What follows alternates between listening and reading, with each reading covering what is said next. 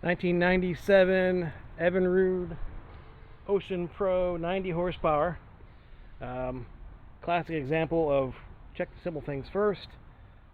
Went to start it a few months back, wouldn't start, although my man overboard unit was malfunctioning. I bypassed it with a little plug they give you to bypass it. Still just wouldn't start. Messed around with it. Had some bad weather. So finally got around to getting out my little cheater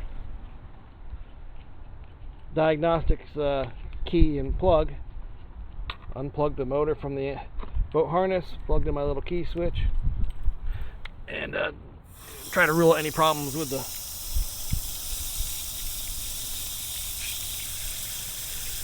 boat harness or something like that, and turn it on.